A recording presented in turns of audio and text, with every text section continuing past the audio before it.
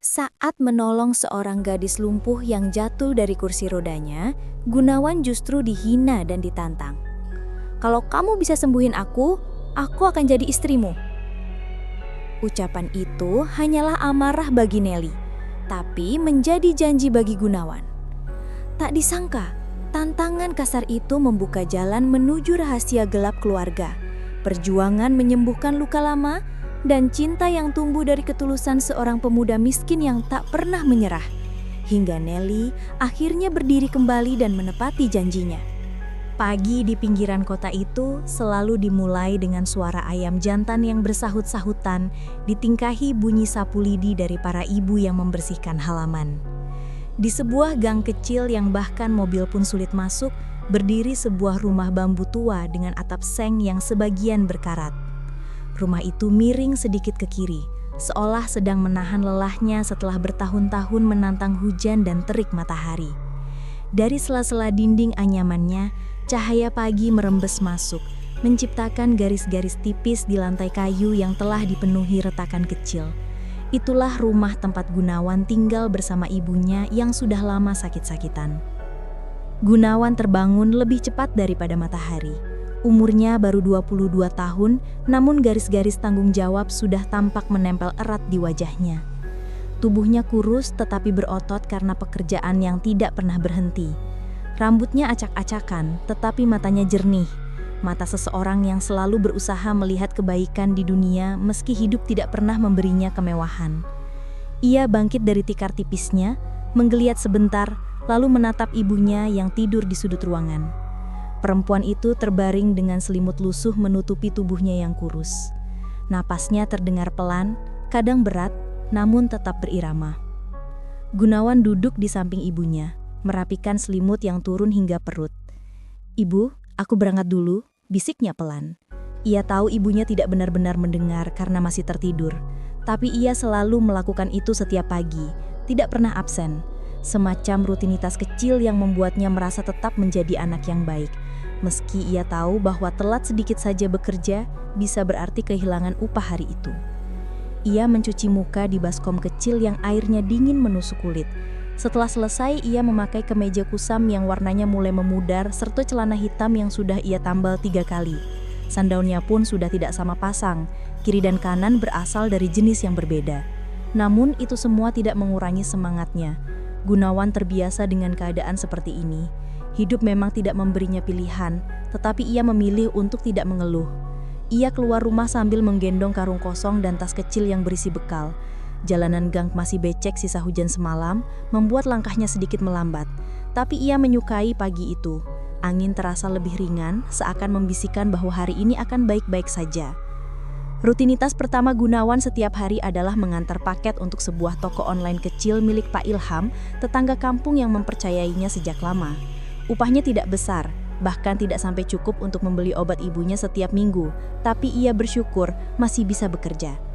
Dengan sepeda butut miliknya, ia menjelajahi gang, jalan utama dan kompleks perumahan kelas menengah sambil membawa beberapa kantong plastik berisi barang pesanan. Selepas selesai mengantar barang, Gunawan biasanya menuju bengkel kecil di pinggir pasar.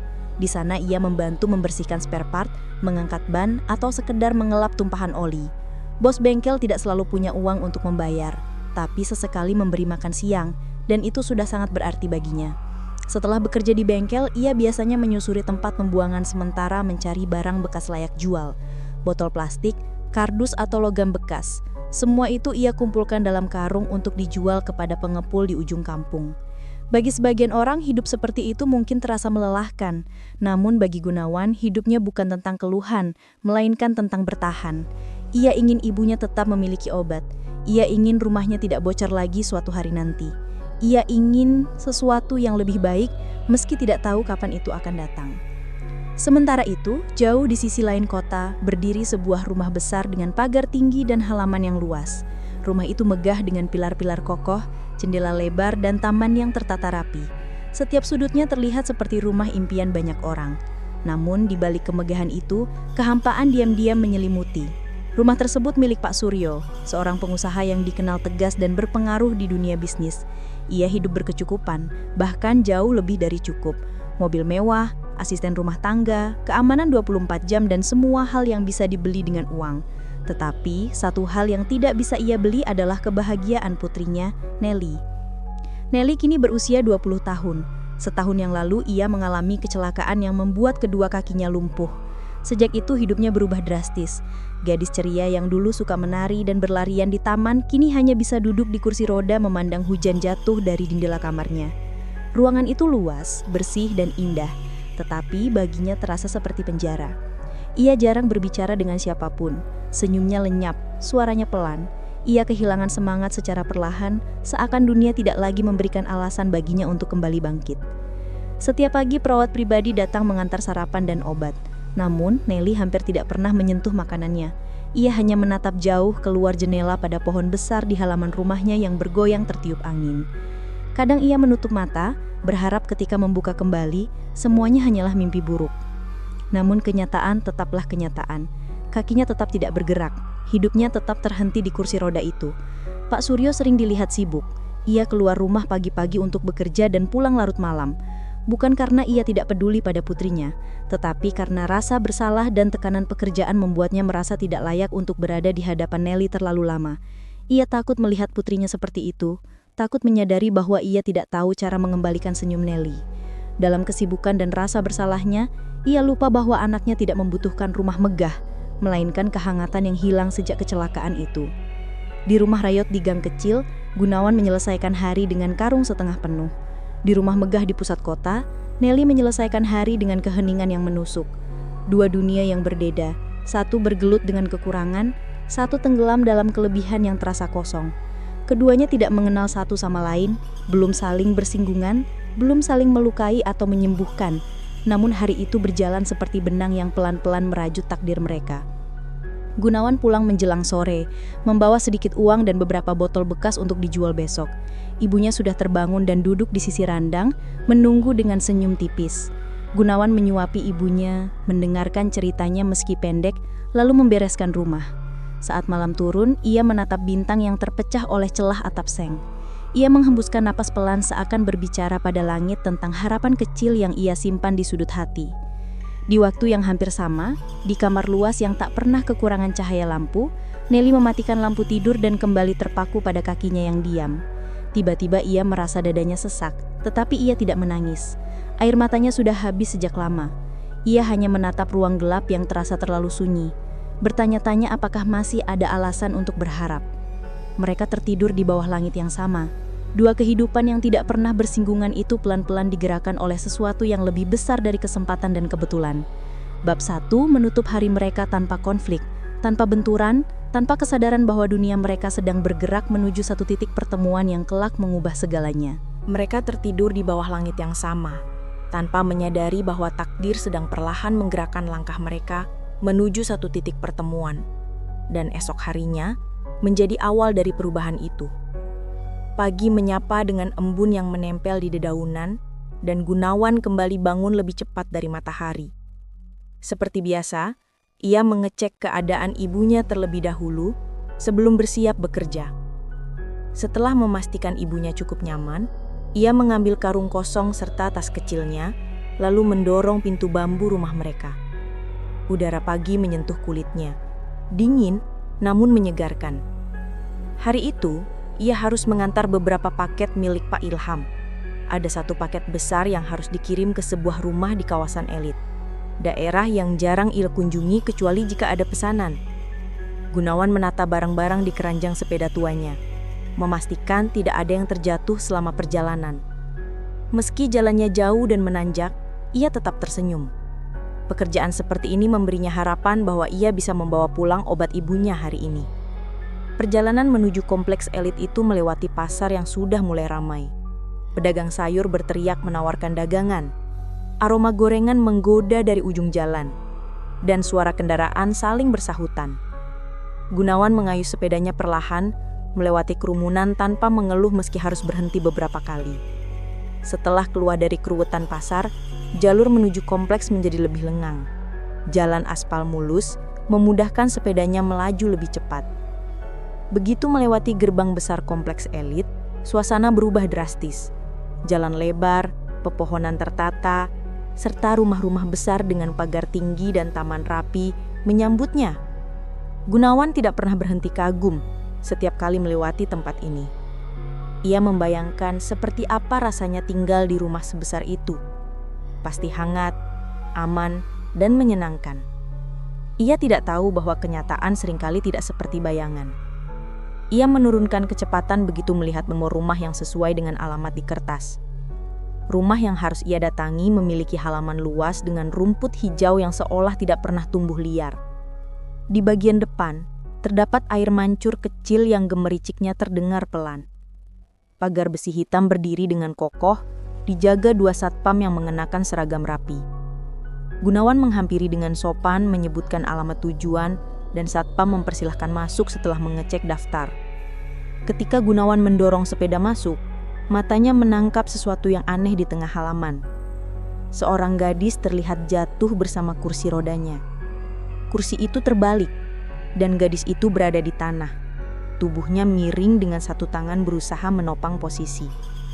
Jaraknya cukup jauh, tetapi Gunawan bisa melihat tubuh gadis itu bergetar pelan. Entah karena kaget atau kesakitan. Tanpa pikir panjang, ia segera memarkirkan sepedanya dan berlari ke arah gadis itu. "Astagfirullah, Mbak, maaf.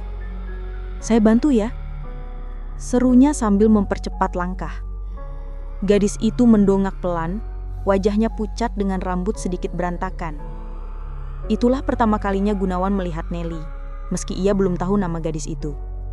Mata Nelly menatapnya dengan keterkejutan yang bercampur marah. Ada luka di sana, luka yang tidak terlihat oleh mata biasa. Namun Gunawan tidak peka terhadap hal itu.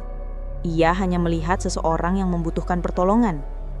Ia membalikkan kursi roda yang terbalik dan mencoba membantu Nelly duduk kembali. Namun sebelum tangannya menyentuh tubuh Nelly, gadis itu berteriak dengan suara tajam. "Jangan sentuh aku!" Gunawan terkejut. Ia refleks menarik tangannya. "Maaf, Mbak. Saya cuma mau bantu. Kursinya..." "Jangan bilang sentuh!" Nelly memotong dengan nada yang lebih keras. Wajahnya memerah bukan karena marah semata, tetapi karena malu dan tersinggung. Ia benci terlihat lemah, apalagi di depan orang yang tidak ia kenal. Terlebih lagi, seorang pemuda berpakaian lusuh yang terlihat seperti pekerja kasar. Gunawan mengangkat kedua tangannya sebagai tanda ia tidak memaksa. Baik. Saya nggak akan sentuh. Tapi, Mbak butuh bantuan buat bangun. Kalau saya cuma diam, Mbak bisa makin sakit." "Tidak butuh bantuanmu," Nelly balas dengan suara bergetar. Ia mencoba mengangkat tubuhnya sendiri, namun jelas terlihat bahwa ia kesulitan. Tangannya gemetar saat mencoba meraih sandaran kursi roda. Gunawan memandangnya dengan ragu. Nalurinya ingin menolong, tetapi ia tidak ingin membuat gadis itu marah lagi. "Saya berdiri di sini saja. Kalau Mbak butuh apa-apa, bilang." "Pergi!" Suara Nelly lebih pelan tapi ada tekanan kuat di dalamnya. "Pergi, sekarang." Gunawan menelan ludah. Ia merasa serba salah. Tadi ia hanya ingin membantu, tetapi respon gadis itu membuatnya merasa seperti penyusup. Namun meski begitu, ia tetap melihat sesuatu yang lain di balik tatapan marah itu. Sebuah kesepian yang jauh lebih besar daripada emosinya saat ini. Karena tidak ingin memperburuk keadaan, Gunawan perlahan melangkah mundur. Baik. Saya nggak akan ganggu. Maaf kalau saya menyinggung." Nelly mendengus pelan, menunduk, dan kembali berusaha memperbaiki posisi duduknya. Meski ia tampak keras, ada gemuruh di dadanya. Bukan karena pemuda itu, tetapi karena kenyataan pahit bahwa ia tidak lagi bisa melakukan hal sederhana seperti bangun dari posisi jatuh. Kehadiran Gunawan hanya memperjelas kelemahannya, dan itu membuatnya merasa lebih hancur. Melihat gadis itu masih kesulitan, Gunawan tetap berdiri agak jauh. Tidak pergi sepenuhnya. Ia tidak tega. Ia menunggu sampai satpam rumah berlarian mendekat setelah melihat kejadian itu. Satpamlah yang akhirnya membantu Nelly kembali duduk di kursi roda dan mendorongnya kembali ke teras. Gunawan hanya bisa menghela nafas lega. Setelah semuanya aman, barulah ia kembali ke sepedanya, mengambil paket, dan menuju pintu masuk rumah. Namun saat ia berjalan melewati tempat tadi, ia tidak bisa menghilangkan rasa iba itu. Ia tidak tahu apapun tentang gadis tersebut, tetapi hatinya tergerak. Saat menyerahkan paket kepada asisten rumah tangga mereka, Gunawan sempat menoleh sekali lagi ke halaman. Ia melihat sekilas Nelly di teras, memegangi lengannya sambil memalingkan wajah. Mata gadis itu tampak basah, entah karena kesakitan atau karena marah pada dirinya sendiri. Gunawan menyenyum tipis, bukan karena bahagia, tetapi sebagai bentuk permintaan maaf yang ia tidak ucapkan. Senyum itu tulus. Namun bagi Nelly yang melihat dari kejauhan, senyum itu justru terasa seperti bentuk iba. Sesuatu yang paling ia benci sejak menghilangkan kemampuan berjalan. Di titik itulah, tanpa mereka sadari, sesuatu mulai berubah. Pertemuan ini bukan sekedar kebetulan, bukan pula sekedar insiden kecil, melainkan awal dari rangkaian kejadian yang akan menghubungkan dua dunia yang berbeda dengan cara yang tidak pernah mereka bayangkan. Namun, meski apapun yang ia lakukan malah membuat gadis itu semakin membencinya, keesokan paginya Gunawan tetap kembali melewati kawasan perumahan elit itu karena pekerjaannya menuntutnya melalui rute yang sama. Ia mengayuh motornya perlahan, masih memikirkan sikap Nelly yang menusuk hatinya kemarin. Bukan karena marah, tetapi karena ia merasa ada luka yang jauh lebih dalam di balik tatapan sinis gadis itu. Luka yang tidak ia mengerti, namun entah mengapa ingin ia pahami. Hari itu matahari cerah. Sinarnya memantul di pagar-pagar rumah mewah yang berderet rapi. Saat Gunawan hendak menuruni sedikit jalan kecil menuju tempat ia harus mengantar barang, ia melihat sebuah mobil hitam berhenti di halaman rumah besar tempat Nelly tinggal. Gunawan mengenali Pak Suryo, ayah Nelly, sosok yang kemarin berusaha menahan marah melihat anaknya diperlakukan sebagai orang sakit. Pak Suryo terlihat kerepotan. Pintu mobil terbuka lebar. Sementara Nelly duduk di kursi roda lipat di bagian belakang mobil. Wajahnya muram, seperti habis menangis atau mungkin hanya kelelahan menghadapi hari yang tak pernah ia harapkan. Kursi rodanya tersangkut di sabuk pengikat.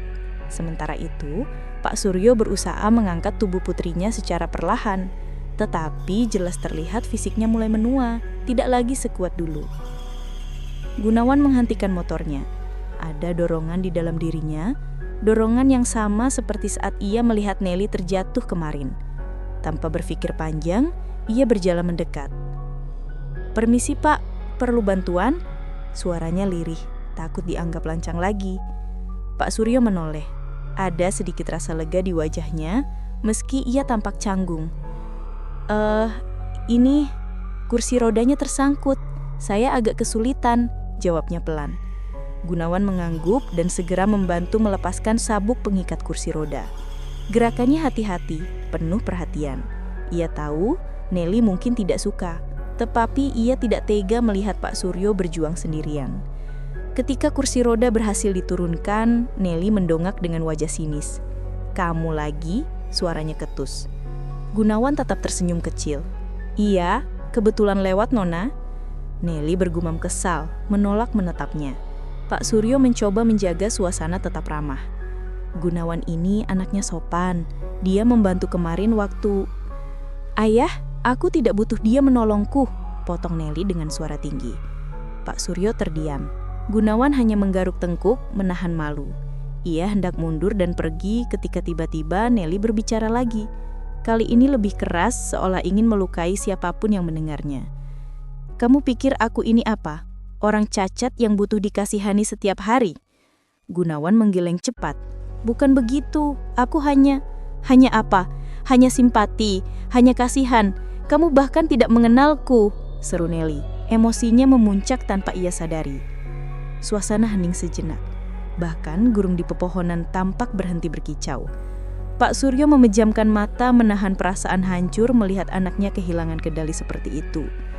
Gunawan menunduk, menelan ludah. Ia hendak meminta maaf seperti biasa. Tetapi tiba-tiba Nelly menatapnya dengan tatapan tajam yang bercampur frustasi, marah, dan putus asa. Kata-katanya keluar tanpa filter, tanpa logika, tanpa kesadaran penuh. "Kalau kamu bisa sembuhkan aku," suaranya bergetar, namun keras. Aku akan jadi istrimu. Pak Suryo terperanjat. Nelly, apa yang kamu bicarakan? Gunawan terpaku seperti terkena petir. Wajahnya memanas, jantungnya berdegup kacau. Ia bahkan tidak tahu bagaimana merespon. Ucapan itu meluncur begitu saja, seperti tantangan yang mustahil, seperti dinding yang berdiri di antara dunia mereka berdua. Tapi, bagi Nelly, ucapan itu hanyalah pelampiasan emosi. Ia ingin menghina, ia ingin membungkam belas kasihan. Ia ingin menunjukkan bahwa tidak ada yang bisa membantu, termasuk pemuda miskin yang selalu tersenyum itu. Dengar, aku tidak butuh bantuanmu, lanjut Nelly. Kini suaranya bergetar, bukan karena marah, tetapi karena rasa tidak berbahaya yang ia sembunyikan dengan amarah. Kalau kamu merasa hebat, buktikan. Kalau kamu merasa bisa menolongku, sembuhin aku. Kalau tidak, berhenti muncul di hadapanku. Gunawan menatapnya. Untuk pertama kalinya, ia melihat air di matanya. Bukan hujan, bukan kemarahan, tapi ketakutan. Ketakutan seorang gadis yang kehilangan kendali atas hidupnya, tapi tidak berani mengakuinya.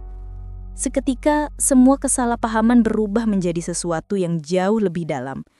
Kata-kata Nelly, meski diucapkan sembarangan, justru menyentuh sesuatu di dalam diri Gunawan. Ia tidak tahu apa. Mungkin rasa iba, mungkin rasa tanggung jawab, mungkin sesuatu yang bahkan ia tidak berani namai. Yang jelas, ia tidak merasa tersinggung. Kalau itu yang kamu mau, ucap Gunawan pelan namun pasti. Aku akan mencoba. Nelly terkejut. Napasnya terhatan. Pak Suryo memandang Gunawan dengan wajah bingung dan sekaligus penuh tanya. Gunawan melanjutkan, aku tidak janji bisa menyembuhkan, tapi aku akan berusaha membantu dengan apa yang aku bisa. Nelly memalingkan wajah cepat-cepat seolah takut pemuda itu melihat matanya yang basah. Terserah, lakukan apa yang kamu mau, katanya dingin walau suaranya bergetar. Gunawan hanya mengangguk hormat pada Pak Suryo. Saya pamit dulu, Pak. Ketika ia berjalan kembali ke motornya, jantungnya masih tidak stabil. Kata-kata itu terus berputar di kepalanya. Aku akan jadi istrimu. Ia tahu itu tidak serius. Ia tahu itu hanya pelarian. Tapi tetap saja, itu seperti tombak yang menancap di dadanya. Bukan melukai, melainkan membangkitkan tekad aneh yang belum pernah ia rasakan. Di belakangnya, Nelly diam. Bibirnya terkatup rapat. Ia tidak mengerti kenapa pria itu tidak marah, tidak kabur, tidak menjauh seperti orang lain. Kenapa ia tetap tersenyum? Kenapa ia tetap kembali? Dan untuk pertama kalinya, rasa takut di dalam dirinya Li berubah menjadi sesuatu yang lebih kompleks. Sesuatu yang ia belum siap hadapi. Sesuatu yang ia belum siap hadapi itulah yang membuat Nelly mengurung diri di kamarnya sepanjang hari setelah kejadian itu. Sementara di sisi lain, kata-kata Nelly yang keluar tanpa kontrol justru menghantui pikiran Gunawan. Bukan karena ucapannya tentang pernikahan, tetapi karena ia melihat sekilas betapa rapuhnya hati gadis itu di balik segala kemarahannya. Hari-hari berikutnya, Gunawan melewati rumah besar itu dengan perasaan berbeda. Ada dorongan aneh untuk memastikan Nelly baik-baik saja. Bukan karena tantangan itu, bukan pula karena gengsi, tapi karena ada sesuatu pada mata gadis itu. Sesuatu yang membuatnya ingin tetap berada di dekatnya, meski hanya sebentar. Awalnya, ia hanya melintas sambil melirik gerbang rumah yang selalu dijaga satpam. Namun lama-kelamaan, ia mulai berhenti sekedar untuk bertanya. Dengan sopan, ia mendekati pos satpam. Pagi, Pak. Nelly, maksud saya, Nona Nelly, keadaannya bagaimana? Tanyanya hati-hati. Satpam bernama Pak Hadi menatapnya sekilas, lalu tersenyum kecil. Mas yang kemarin nolong itu ya? Ya, begitulah mas. Beliau kadang marah-marah, kadang diam. Tapi akhir-akhir ini kelihatannya lebih sensitif. Gunawan mengangguk, paham. Kalau Pak Suryo, boleh saya berbicara? Pak Hadi tampak berpikir sejenak sebelum mengangguk. Coba saya tanyakan dulu. Mas tunggu sini. Beberapa menit kemudian, Pak Suryo keluar. Wajahnya lelah, tetapi masih ramah. Ketika melihat Gunawan, senyum tipis menghiasi bibirnya. "Gunawan, ada apa datang ke sini lagi?" tanya Pak Suryo. Gunawan memberanikan diri berbicara. "Saya hanya ingin tahu keadaan putri Bapak. Kemarin dia terlihat sangat tertekan. Saya takut kata-katanya keluar karena emosi, bukan karena keinginannya." Pak Suryo terdiam sejenak menghela nafas panjang. "Kamu benar. Nelly sudah 1 tahun mengalami kelumpuhan ini. Sejak itu, sifatnya berubah. Lebih mudah marah, mudah tersinggung, dan menutup diri. Apa boleh saya membantu?" "Tidak banyak, Pak. Hanya menemani atau sekadar bicara." Pak Suryo menatap pemuda itu dalam-dalam. Ia bukan orang yang mudah percaya pada orang asing, apalagi untuk putrinya yang sangat sensitif. Namun mata Gunawan begitu jujur, penuh ketulusan yang sulit ditolak. "Kalau kamu sungguh-sungguh, aku izinkan," ujarnya lembut. Gunawan terkejut, namun senyumnya muncul tanpa ia sadari. "Terima kasih, Pak. Saya akan lakukan yang saya bisa." Sejak saat itu, Gunawan mulai datang lebih sering. Ia tidak langsung menemuinya di kamar, karena Pak Suryo tahu Nelly tidak akan suka. Sebagai gantinya, Gunawan berbicara dengan perawat keluarga, Bu Rani, perempuan paruh baya yang sudah 3 tahun merawat Nelly, bahkan sebelum kecelakaan yang mengakibatkan kelumpuhan itu. Penyakitnya memang bukan murni kelumpuhan total. Tulang belakangnya mengalami cedera, tapi dokter bilang ada peluang pulih sebagian kalau terapi dijalankan dengan rutin dan motivasinya bagus. "Motivasinya?" ulang Gunawan. Bu Rani mengangguk berat. "Itu masalah utamanya. Nelly kehilangan semangat, seakan-akan ia sudah menyerah sebelum mencoba. Makanya ia mudah marah. Itu bentuk penolakannya terhadap rasa sakit, baik fisik maupun hatinya." Hati Gunawan mencelos mendengar itu. Ia tidak menyangka beban yang ditanggung gadis itu sedalam itu. Suatu sore, saat Gunawan membantu Bu Rani menurunkan kardus obat dari mobil, Nelly muncul di teras. Ia melihat keduanya dari kejauhan. Sesaat, tatapannya dingin. Namun ada keraguan yang membuatnya tidak langsung mengusir Gunawan. "Ngapain kamu di sini lagi?" katanya ketus. Tetapi kali ini tidak setajam sebelumnya. Gunawan memutar tubuhnya, tersenyum santai.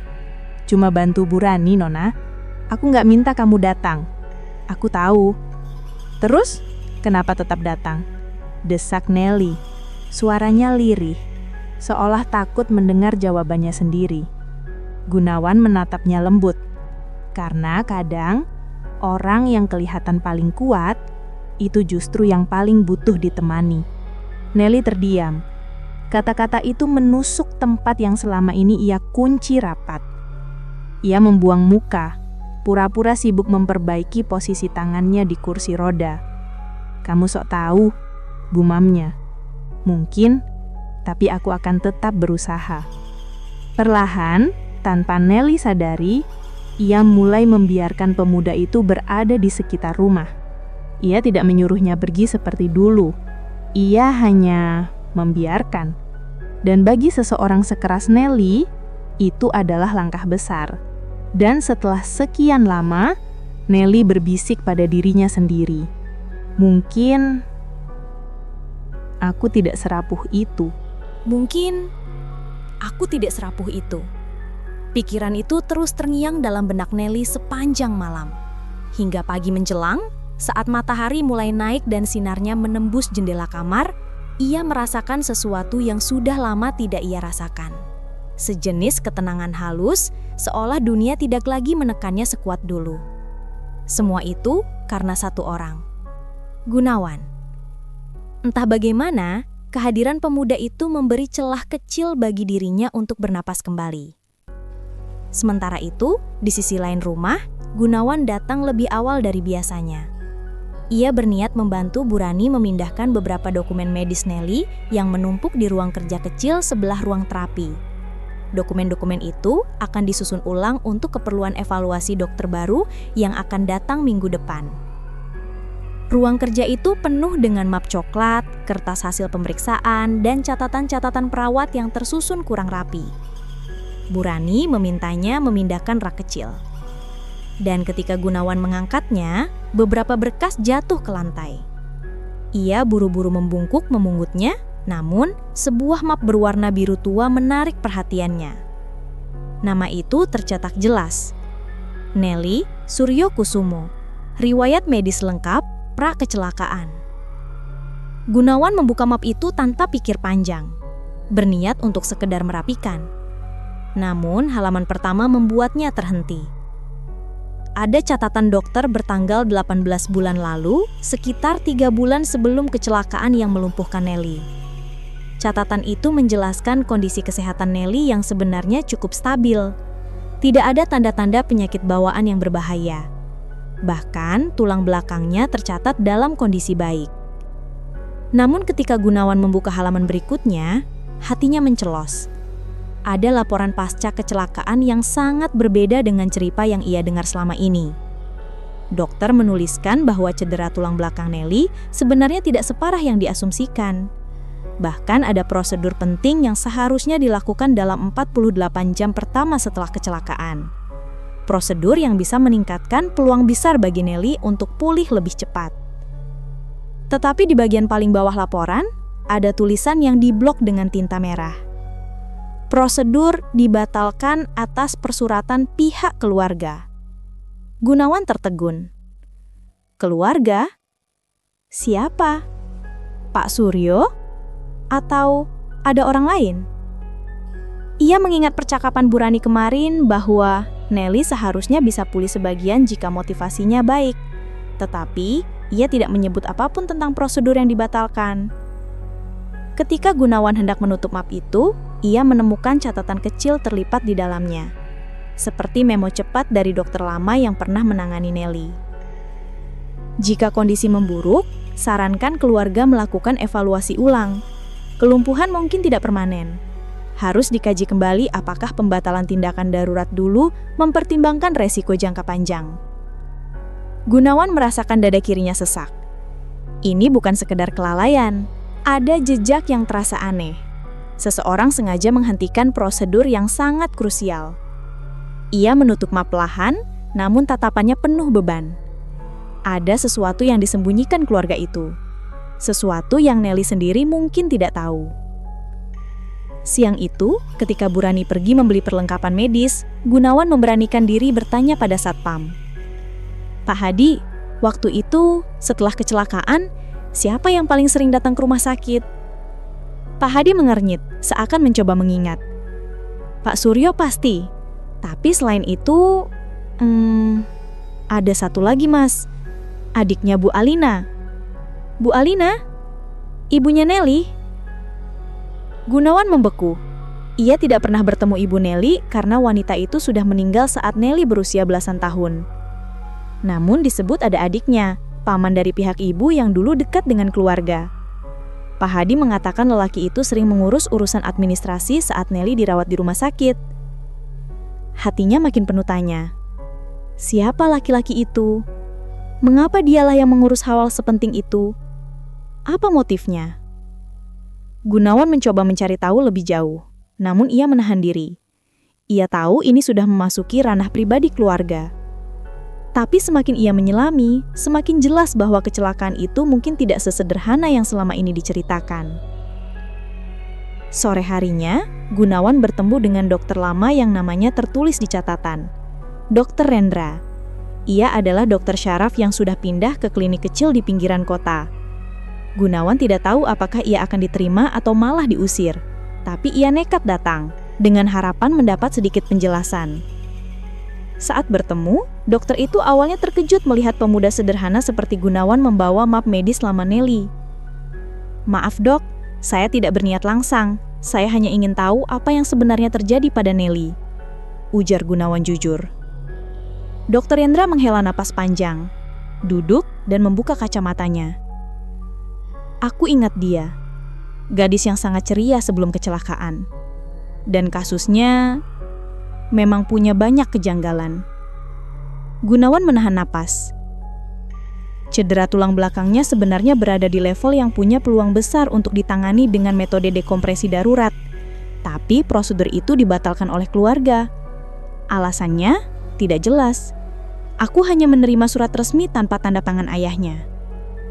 Kalau prosedur itu dilakukan, apakah Nelly bisa berjalan? Tanya Gunawan dengan suara hampir berbisik. Dokter terdiam, lalu berkata pelan. Tidak bisa dijamin, tapi peluangnya sangat besar untuk pulih lebih cepat. Tidak seburuk ini. Gunawan menggempal pangan. Ada seseorang yang memilih membuat Nelly kehilangan kesempatan sembuh. Alasannya apa? Dan mengapa? Dokter menatap Gunawan dalam-dalam. Kalau kamu benar-benar ingin membantunya, lakukan perlahan. Jangan membuatnya stres. Dia sudah cukup terluka. Gunawan mengangguk. Ketika ia kembali ke rumah besar itu menjelang sore, ia melihat Nelly duduk di teras. Rambutnya dibiarkan tergerai dan wajahnya terlihat lebih tenang. Ketika melihat Gunawan, ia tersenyum sedikit. Senyum kecil yang tidak pernah ia berikan sebelumnya. "Kamu lama?" katanya pelan. Gunawan terperangah sejenak. Nada Nelly berbeda dari biasanya. Lembut, rapuh, nyata. "Maaf, ada yang harus aku urus," jawab Gunawan sambil mendekat. Entah mengapa melihat pemuda itu kembali membuat hati Nelly sedikit hangat. Sejak Gunawan muncul dalam hidupnya, ada ruang baru yang terbuka.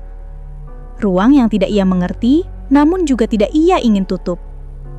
"Nelly," suara Gunawan melembut. "Kalau suatu hari nanti kamu siap, aku ingin dengar apa yang sebenarnya terjadi saat kecelakaan itu." Tatapan Nelly berubah sendu. Ada sesuatu di matanya, sesuatu yang seperti ketakutan lama yang terbangun kembali. Aku nggak ingat semuanya," jawabnya lirih. Gunawan menahan diri untuk tidak bertanya lebih jauh. Ia tahu waktunya belum tepat. Malam itu ketika Gunawan pulang dan Nelly masuk ke kamarnya, keduanya sama-sama berpikir tentang hal yang sama. Ada sesuatu dari masa lalu yang belum terungkap. Sesuatu yang bukan hanya memutuskan masa depan Nelly, tapi juga menentukan masa depan mereka berdua. Sesuatu yang bukan hanya memutuskan masa depan Nelly, tapi juga menentukan masa depan mereka berdua, terus mengusik pikiran Gunawan sepanjang malam. Ia tidak bisa tidur. Matanya menatap langit-langit rumah bambunya yang gelap, mencoba memahami potongan-potongan fakta yang ia temukan. Ada yang tidak benar. Ada tangan yang ikut bermain dalam kecelakaan itu.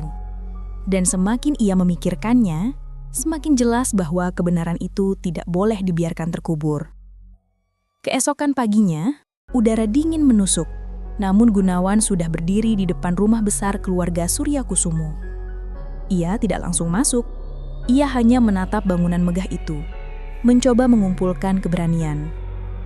Apapun yang akan terjadi setelah ini, ia harus siap menanggungnya. Baru beberapa menit ia berdiri, Pak Hadi Satpam keluar dan menyapanya. "Mas Gunawan, kok pagi-pagi sudah di sini?" Gunawan tersenyum hambar. "Saya mau bicara sama Pak Suryo, penting."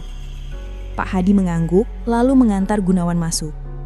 Di ruang kerja, Pak Suryo tampak sedang memeriksa beberapa berkas. Ketika melihat Gunawan masuk, ia langsung tahu ada sesuatu yang tidak biasa. "Ada apa? Wajahmu tegang sekali," ucapnya pelan. Gunawan menelan ludah sebelum mengulurkan map biru tua yang ia temukan kemarin. "Pak, saya nggak sengaja lihat ini. Dan saya pikir Bapak harus tahu." Pak Suryo meraih map itu perlahan. Ketika membukanya, wajahnya mendadak pucat. Ia membalik halaman demi halaman, semakin dalam alisnya berkerut. Saat melihat memo dokter tentang prosedur penting yang dibatalkan, tangannya bergetar. "Ini, siapa yang melakukan ini?" gumamnya. Gunawan menatapnya dengan hati-hati. "Pak, kemarin saya tanya Pak Hadi. Katanya, waktu itu ada seorang laki-laki yang sering ke rumah sakit. Adiknya almarhum Bu Alina. Ekspresi Pak Suryo berubah drastis. Ada kemarahan yang begitu jelas. Namun lebih dari itu, ada rasa bersalah yang dalam. "Dimas," bisiknya. "Aku kira dia hanya membantu mengurus administrasi. Dia bilang semua sudah selesai. Aku terlalu sibuk saat itu." Gunawan menunduk. "Saya nggak ingin ikut campur urusan keluarga, Pak. Tapi kebenaran ini Nelly berhak tahu." Pak Suryo memejamkan mata, menahan air mata yang hampir jatuh. "Ya Tuhan, ini salahku karena terlalu percaya." Di lantai 2, di kamar yang tenang namun dingin, Nelly duduk di kursi rodanya sambil memandangi jendela. Ia merasa ada sesuatu yang berubah sejak kemarin. Gunawan tampak gelisah, Burani juga aneh, dan ayahnya hampir tak keluar kamar. Seakan seluruh rumah sedang menyimpan rahasia yang tidak ingin ia dengar. Ketukan pelan terdengar. "Nelly, boleh ayah masuk?" Itu jarang terjadi. Nelly biasanya yang mengetuk pintu ayahnya, bukan sebaliknya. "Masuk," jawab Nelly perlahan. Pak Suryo masuk dengan wajah yang sulit dibaca. Antara takut, bersalah, dan hancur. Di belakangnya, Gunawan berdiri menunduk. "Kenapa kalian berdua datang? Ada apa?" tanya Nelly curiga. Pak Suryo menutup pintu, lalu maju perlahan. "Nak, ada sesuatu yang harus kamu tahu tentang kecelakaanmu." Jantung Nelly berdegup cepat. "Kecelakaan itu? Kenapa? Apa ada yang salah?" Gunawan tidak berkata apapun. Ia hanya memegang map biru itu, lalu menyerahkannya perlahan kepada Pak Suryo. Sang ayah mengambilnya lalu meletakkannya di meja kecil di depan Nelly. "Nelly, luka di tulang punggungmu dulu sebenarnya tidak separah ini. Ada prosedur penting yang harus dilakukan dalam 48 jam pertama. Prosedur yang bisa memberi peluangmu untuk pulih." Jelas Pak Suryo hampir pecah. Dan prosedur itu dibatalkan oleh seseorang atas nama keluarga. Nelly terpaku, nafasnya tersengal. "Apa maksud ayah?" Pak Suryo mengepalkan tangan. "Pamanmu, Dimas, dia yang menandatangani pembatalan. Tanpa sepengetahuanku.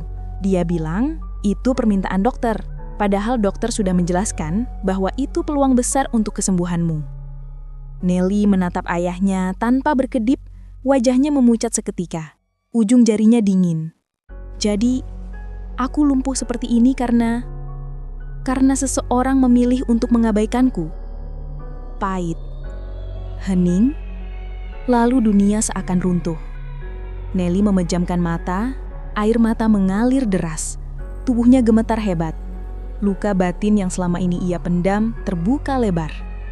Bukan hanya akibat kecelakaan itu, tetapi karena pengkhianatan oleh orang yang seharusnya menjaganya. "Selama ini, aku menyalahkan diriku. Aku mengira aku memang pantas lumpuh. Aku..." Suaranya pecah, berubah menjadi isakan. Gunawan maju perlahan dan berlutut di sampingnya. "Nelly, aku tahu ini berat, tapi kamu berhak tahu. Kamu berhak tahu bahwa kamu bukan korban takdir. Kamu korban kebohongan." Nelly menatapnya dengan mata merah basah. "Kenapa? Kenapa kamu yang menemukan ini? Kenapa kamu yang peduli? Sementara keluargaku, orang yang seharusnya menjagaku, ia tidak bisa melanjutkan." Tangisnya pecah seakan seluruh dunia menghimpit dadanya. Pak Suryo tidak kuat menahan tangis melihat putrinya menangis seperti itu. Ia berusaha memeluknya, namun Nelly menyingkirkan tangannya. "Jangan, ayah, jangan sentuh aku dulu," katanya dengan suara pecah. Aku bingung, aku marah, Ia terisak lagi, tubuhnya gemetar hebat. Luka batin yang selama ini ia pendam terbuka lebar. Bukan hanya akibat kecelakaan itu, tetapi karena pengkhianatan oleh orang yang seharusnya melindunginya. Beberapa menit berlalu dalam hening dan tangis. Gunawan tetap berada di sampingnya, tidak menyentuh, tidak memaksa, hanya hadir. Dan kehadiran itulah yang perlahan membuat Nelly merasa tidak sendirian. Ketika tangisnya mulai mereda, Nelly berbisik dengan suara hampir tidak terdengar. "Mulai sekarang, aku tidak mau lagi menjadi korban." Dan itu adalah awal dari perubahan besar yang tidak disadari siapapun di rumah itu, termasuk dirinya sendiri. Nelly yang masih terisak di kursi rodanya itu kini menatap kosong ke ruang yang remang. Seolah semua yang baru ia ketahui telah merobek satu-satunya kekuatan yang sejak dulu ia pegang. Dan sejak saat itu, keadaan di rumah besar keluarga Suryo berubah menjadi ladang kegelisahan yang tak bertepi. Kabar mengenai rahasia yang dibongkar Gunawan telah menyebar cepat di dalam keluarga. Bahkan hingga ke telinga para kerabat yang selama ini hanya muncul ketika ada pesta atau urusan bisnis penting. Rumah itu, yang biasanya penuh dengan ketenangan berkelas, kini dipenuhi suara pintu dibanting, bisikan keras, dan langkah kaki orang-orang yang saling menyalahkan. Nelly mengurung diri di kamarnya, menolak berbicara dengan siapapun. Untuk pertama kalinya dalam hidupnya, ia tak merasa marah. Ia hanya hampa. Seakan segala warna telah dicabut dari dunia. Matanya yang biasanya kuat kini tampak mati. Bahkan air mata pun terlalu lelah untuk keluar. Pak Suryo yang biasanya tegap kini membungkuk seperti lelaki berusia jauh lebih tua dari seharusnya. Ia mondar-mandir di depan pintu kamar Nelly, mengetuk pelan, memanggil nama putrinya berulang kali tanpa jawaban. Kadang ia berhenti, menempelkan dahinya pada kusen seolah berharap kesedihan bisa menembus kayu dan memeluk anaknya di dalam. Namun semuanya sia-sia. Dalam kekacauan itu, hanya Gunawan yang tetap berdiri di tengah badai, meski ia sendiri merasakan pukulan emosional yang tak kalah berat. Setelah membuka kebenaran itu, ia dihantui rasa bersalah. Bukankah dialah yang membuat Nelly semakin tenggelam dalam keputusasaan? Bukankah dialah yang dengan niat ingin menolong justru meruntuhkan seluruh dunia gadis itu? Namun setiap kali pikiran itu menghantuinya, ia teringat tatapan Nelly ketika gadis itu berkata dengan nada mengejek di hari pertemuan kedua mereka. "Kalau kamu bisa sembuhkan aku akan jadi istrimu." Ucapan yang dulu terdengar seperti kemarahan, kini berubah menjadi janji yang tak pernah ia lupakan. Meskipun Nelly mengucapkannya dalam emosi, bagi Gunawan, kata-kata itu selalu menjadi panggilan. Panggilan untuk berjuang, untuk tetap tinggal, untuk tidak menyerah. Maka malam itu, sementara keluarga Suryo masih berkutat dalam kekisruhan, Gunawan melangkah keluar rumah dan menuju jalanan kota yang mulai kosong. Ia tidak melarikan diri. Ia mencari jawaban. Ia menemui dokter yang pernah menolak memberikan prosedur lanjutan karena permintaan keluarga. Ia menemui terapis yang dulu menawarkan metode alternatif yang bisa membantu Nelly berlatih kembali berdiri jika dilakukan sejak awal. Ia bahkan menemui beberapa ahli syaraf yang bekerja di klinik kecil dengan biaya terjangkau. Semua mengatakan hal sama. Nelly masih punya peluang. Peluang kecil memang, tapi nyata. Gunawan pulang larut malam membawa setumpuk brosur, nomor kontak, dan catatan. Namun ketika ia kembali ke rumah itu, suasana semakin memburuk. Media mulai berdatangan setelah seorang kerabat yang kecewa membocorkan informasi tentang kecelakaan dan kelalaian yang ditutupi. Beberapa wartawan berkumpul di depan gerbang, menyorotkan kamera dan bertanya tanpa belas kasih. Pak Suryo menutup wajahnya dengan kedua tangan, malu dan hancur. Ibu tiri Nelly sibuk berteriak, menuduh Gunawan sebagai penyebab kerusakan reputasi mereka. Satpam kewalahan menahan wartawan agar tidak masuk ke dalam. Rumah itu yang biasanya penuh dengan kemewahan, kini terasa seperti penjara yang retak. Namun Gunawan hanya menatap satu pintu, kamar Nelly. Ia mendekat perlahan. Ia mengetuk. Tidak ada jawaban. Tetapi ia tahu Nelly ada di dalam. "Nelly," suaranya parau namun tegas. "Aku cuma mau bilang, kamu gak sendirian." Hening. "Kalau kamu benci aku, gak apa-apa. Tapi jangan berhenti berjuang. Aku ketemu beberapa dokter. Aku tahu ada harapan. Sekecil apapun itu tetap harapan." Tiba-tiba, terdengar suara benda jatuh dari dalam kamar. Bukan suara keras, tetapi cukup untuk membuat Gunawan menegang. Ia memanggil lagi, namun tetap tidak dijawab. Ketakutan menyelinap. Jangan-jangan Nelly melakukan sesuatu pada dirinya sendiri. Dengan panik, ia memanggil satpam, memohon izin pada Pak Suryo, dan setelah beberapa detik yang terasa seperti 1 abad, pintu kamar berhasil dibuka paksa. Dan di sana, di tengah kamar yang gelap, Nelly duduk di lantai. Kursi rodanya terjungkal di samping. Rambutnya berantakan, wajahnya basah oleh air mata. Tangannya gemetar memegangi lututnya yang sudah terlalu lama tidak mampu ia rasakan secara sempurna. Ia menatap semua orang yang masuk, namun tatapannya hanya berhenti pada 1 orang, Gunawan. "Kenapa kamu masih di sini?" bisiknya dengan suara pecah, hampir tidak terdengar. "Aku sudah bilang, jangan dekat-dekat sama aku." Gunawan merasakan dadanya sesak. Ia ingin mendekat, namun kaki Nelly bergerak sedikit ke belakang. Gerakan kecil yang jelas menunjukkan ia tidak ingin disentuh siapapun. "Karena aku janji," jawab Gunawan pelan. "Aku nggak akan ninggalin kamu." Nelly menunduk. Tubuhnya bergetar. "Aku nggak punya apa-apa lagi. Bahkan keluarga aku bohong. Hidup aku bohong. Dan kamu mau apa? Mau ikut tenggelam bareng aku?" Gunawan menggeleng. "Bukan tenggelam," katanya. "Aku di sini untuk ngajak kamu naik lagi." Kata-kata itu seharusnya sederhana. Tetapi bagi Nelly, kalimat itu menghantam jantungnya seperti sesuatu yang selama ini ia butuhkan, namun terlalu takut untuk ia terima. Ia ingin marah, ingin menyuruh Gunawan pergi, ingin melindungi dirinya dari rasa sakit baru. Namun entah kenapa, suara Gunawan, ketenangannya, kesederhanaannya, keberaniannya membuat hatinya yang selama ini gelap seakan menemukan celah cahaya. Untuk pertama kalinya setelah ia tahu kebenaran, Nelly menangis bukan karena putus asa, tetapi karena seseorang masih memilih tinggal.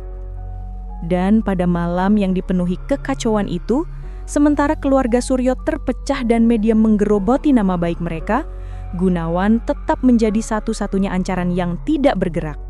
Satu-satunya yang percaya bahwa hidup Nelly belum berakhir. Bahwa dunia gadis itu belum sepenuhnya runtuh, belum selama ia masih berdiri di sisinya. Nelly menangis bukan karena putus asa, tetapi karena seseorang masih memilih tinggal. Dan dari momen itulah, perjalanan menuju kesembuhan yang sesungguhnya perlahan dimulai.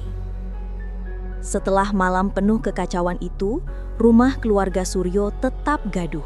Namun sesuatu dalam diri Nelly berubah sedikit saja. Cukup untuk membuat hari berikutnya tidak sesuram kemarin. Ia tidak lagi mengurung diri selama berhari-hari, meski masih menolak berbicara terlalu banyak. Ada jeda, ada diam, tetapi bukan lagi diam yang mematikan, melainkan diam yang sedang mencari napas baru. Gunawan, seperti biasa, kembali datang pagi itu. Tidak dengan langkah ragu, tidak pula dengan ketakutan akan penolakan. Ia datang seperti seseorang yang sudah tahu betul tempatnya. Bukan sebagai tamu, bukan sebagai pekerja, bukan sebagai penyelamat, namun sebagai seseorang yang siap bertahan tanpa syarat. Senyumnya tetap sama, sederhana dan hangat. Senyum yang entah kenapa selalu mampu menembus dinding tebal dalam hati Nelly. Pak Suryo, meski masih dilanda rasa bersalah dan tekanan publik, menyambut Gunawan dengan anggukan yang mengandung rasa terima kasih. "Dia mau ketemu kamu," ucapnya lirih. "Walau cuma sebentar." Gunawan mengangguk dan mengetuk pintu kamar Nelly. Dari dalam terdengar suara pelan. "Masuk." Ketika pintu dibuka, Nelly sedang duduk di kursinya. Rambutnya digerai tanpa rapi, namun terlihat lebih hidup dibanding hari sebelumnya. Ia menoleh, menatap Gunawan lama-lama seolah menimbang jutaan emosi yang tidak mampu ia rangkai menjadi kata. "Aku nggak tahu harus mulai dari mana," kata Nelly akhirnya. Suaranya masih agak serak. "Kita nggak harus mulai dari manapun," jawab Gunawan. "Kita bisa mulai dari apa yang kamu mau hari ini." Nelly menunduk. Selama setahun lumpuh, ia terbiasa merasa dikendalikan oleh keluarga, oleh dokter, oleh keadaan. Namun berbeda dengan semua orang itu, Gunawan tidak pernah memberi tekanan. Tidak menyuruh bangun, tidak menyuruh tersenyum, tidak memaksa sembuh. Ia hanya hadir. Dan justru kehadiran itulah yang menjadi penopang baru untuk jiwanya yang porak-poranda. "Aku mau coba terapi yang kamu bilang," kata Nelly akhirnya, pelan tapi tegas. Gunawan mengangguk, matanya berbinar. "Kita mulai hari ini." Terapi baru itu tidak ajaib, tidak instan, tidak dramatis seperti dalam film-film. Tetapi setiap keajaiban besar memang selalu dimulai dari langkah-langkah kecil yang nyaris tidak terlihat. Hari pertama, Nelly mencoba menggerakkan jari kakinya. Tidak bergerak. Hari kedua, jari itu bergetar sedikit, sangat kecil, hampir tidak disadari. Gunawan melihatnya duluan dan menahan nafas. Itu bergerak. Nelly menganggap itu hanya ilusi. Tetapi pada hari ketiga, ketika ia mencoba lagi, gerakan itu semakin jelas. "Aku nggak halu kan?" tanya Nelly dengan mata melebar. "Kalau kamu halu, berarti aku ikut halu dong," canda Gunawan sambil tertawa kecil, tapi matanya berkaca-kaca. Minggu demi minggu berlalu. Publik mulai melupakan skandal keluarga Suryo setelah kasus itu ditangani secara hukum dan pihak yang bertanggung jawab diproses dengan adil. Rumah itu akhirnya kembali tenang, dan di dalam ketenangan itu, Gunawan dan Nelly menjalani rutinitas baru yang perlahan mengubah hidup mereka. Kadang Nelly marah karena rasa sakit saat terapi. Kadang ia menangis karena frustasi. Kadang ia ingin menyerah. Tetapi Gunawan tidak pernah membalas dengan kemarahan. Ia selalu menjawab dengan sabar. "Kita istirahat dulu, besok coba lagi." Dan Nelly selalu kembali mencoba. Selalu. Suatu sore yang cerah, setelah hampir 3 bulan berjuang, terapis meminta Nelly mencoba berdiri dengan alat bantu dan dukungan penuh. Ia menggenggam palang besi, napasnya tersengal-sengal, jantungnya terasa hendak pecah. Gunawan berdiri di samping, siap menahan tubuhnya kapan saja. "Nelly, kalau kamu capek," Gunawan mulai berbicara. "Diam, jangan manjain aku," potong Nelly, membuat semua orang tersenyum. Ia mengatur nafas, menguatkan lengan, mengingat semua rasa sakit yang ia tahan selama ini. Lalu, perlahan, kedua lututnya mulai naik. Kakinya yang selama lebih dari setahun seperti benda mati, kini menahan beban tubuhnya meski hanya sebagian. "Sedikit lagi," bisik terapis. Gunawan menahan nafas. Dan akhirnya, Nelly berdiri. Berdiri. Walau hanya 6 detik, walau tubuhnya gemetar hebat. Namun itu adalah 6 detik yang menggetarkan seluruh ruangan. "Guna," suara Nelly retak, matanya membesar. "Aku berdiri." Air mata Gunawan jatuh begitu saja. Ia menutup wajah dengan tangan, berusaha menyembunyikan tangis yang terlalu cepat memenuhi dadanya. "Ya Tuhan, kamu berdiri Nelly, kamu beneran berdiri." Nelly ikut menangis, tetapi kali ini bukan karena sakit atau kecewa, melainkan karena harapan yang selama ini ia kira telah mati, ternyata masih hidup di dalamnya. Beberapa hari setelah itu, perubahan besar terjadi pada diri Nelly. Ia lebih banyak tersenyum. Ia mulai bercanda. Ia bahkan mulai memaksa Gunawan makan lebih banyak karena, "Kamu kurus, nanti kalau aku bisa lari, kamu kalah cepat." Semua perkembangan kecil itu membuat rumah besar itu terasa seperti menemukan kehidupan baru. Suatu malam, setelah latihan, Gunawan menyiapkan teh hangat di teras. Nelly duduk di kursinya, menghadap langit malam yang bertabur bintang. Mereka menikmati keheningan yang nyaman. Lalu tiba-tiba Nelly memanggil pelan. "Gunawan?" "Ya?" Gunawan menoleh. Nelly tersenyum. Senyum yang lembut, bukan senyum pahit seperti dulu. "Aku masih ingat ucapanku yang dulu." "Yang mana?" Yang waktu aku marah-marah di depan ayah. Nelly menatapnya sambil menirukan nada kesal. Kalau kamu bisa sembuhin aku akan jadi istrimu. Gunawan membeku. Senyumnya hilang. Matanya perlahan memanas. Nelly, itu kan kamu ucapin karena kamu lagi. Tapi sekarang aku ucapin lagi. Potong Nelly lembut. Ia mengangkat tangannya, menyentuh jari Gunawan. Tapi kali ini bukan sebagai tantangan. Bukan karena aku marah. Bukan karena aku ngerasa kasihan sama diriku sendiri. Gunawan menunduk. Bahunya bergetar. Aku ucapin karena kamu udah ngasih aku sesuatu yang bahkan keluarga aku gak bisa kasih. Kamu ngasih aku hidup lagi. Air mata Gunawan jatuh tanpa ia tahan. Aku gak sembuhin kamu, gumamnya. Kamu yang nyembuhin diri kamu sendiri. Tapi kamu yang bikin aku percaya aku bisa. Dan itu cukup. Ia menggenggam tangan Gunawan lebih erat. Jadi, Gunawan, Nelly tersenyum. Senyum yang penuh langat.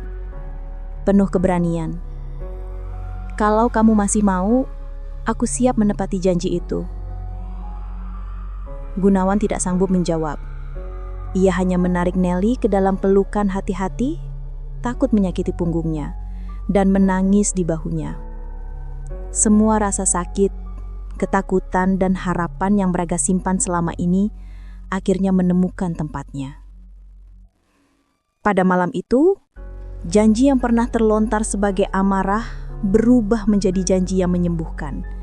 Janji yang lahir dari ketulusan dua hati yang sama-sama terluka, namun memilih untuk bangkit bersama. Dan untuk pertama kalinya dalam hidupnya Nelly, percaya bahwa masa depannya tidak lagi gelap. Ia percaya karena ada seseorang yang tidak pernah menyerah padanya. Seseorang bernama Gunawan.